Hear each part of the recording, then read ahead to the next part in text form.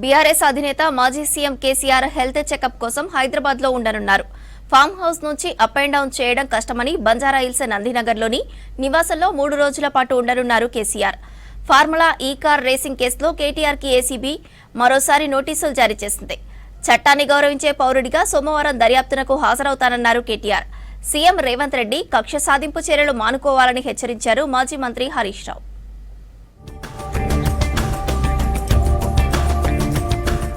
మాజీ CM KCR health checkup కోసం 3 రోజుల పాటు హైదరాబాద్ బంజారాహిల్స్ నందినగర్ నివాసంలో ఉండనున్నట్లు బీఆర్ఎస్ పార్టీ శ్రేణులు తెలిపాయి. గతంలో కేసీఆర్ తన ఆరోగ్య పరిస్థితిపై ఏఐజీ హాస్పిటల్లో టెస్టులు చేయించుకున్నారు. తాజాగా మరికొన్ని టెస్టులు చేయించుకోనున్నారు కేసీఆర్. ఫామ్ హౌస్ నుంచి అప్ అండ్ డౌన్ చేయడం కష్టమని బంజారాహిల్స్ నందినగర్లో 3 రోజుల పాటు ఉండనున్నారు కేసీఆర్.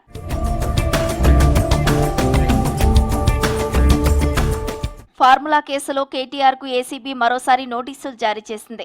సోమవారం విచారణకు రావాలని నోటీసులో తెలిపింది. గత మే 28న నోటీసులు ఇచ్చిన ఏసీబీ విచారణకు రావాలని తెలిపింది. ఫార్ములా ఈ కార్ రేస్ కేసులో సోమవారం దర్యాప్తునకు హాజరవుతానన్నారు కేటీఆర్. చట్టాన్ని గౌరవించే పౌరుడిగా హాజరై ఏసీబీ అధికారులకు పూర్తిగా సహకరిస్తానని చెప్పారు. పదే పదే విచారణలతో ప్రజా డబ్బులను ఎందుకు వృధా చేస్తారంటూ ఎక్స్ లో పోస్ట్ చేశారు కేటీఆర్.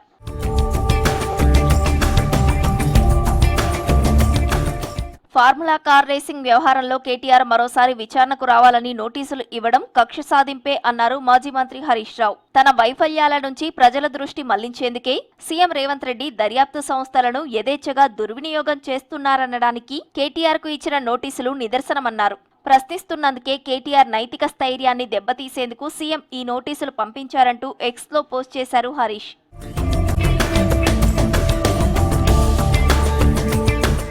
ప్రజా గాయకుడు గద్దర్ని కాంగ్రెస్ ప్రభుత్వం అవమానించడాన్ని తీవ్రంగా ఖండిస్తున్నట్లు తెలిపారు ఎమ్మెల్సీ కవిత. ప్రతి సందర్భంలో గద్దర్ పేరును జపం చేసే కాంగ్రెస్ సర్కార్ ఆయన పేరు మీద ఇస్తున్న సినీ అవార్డుల ఆహ్వాన పత్రికలో గద్దర్ ఫోటో లేకపోవడం బాధాకరమన్నారు. కనీసం అవార్డుల పంపిణీ కార్యక్రమంలో గద్దర్ చిత్రపటాన్ని పెట్టి గౌరవించాలని కోరుతూ ఎక్స్ లో పోస్ట్ చేశారు కవిత.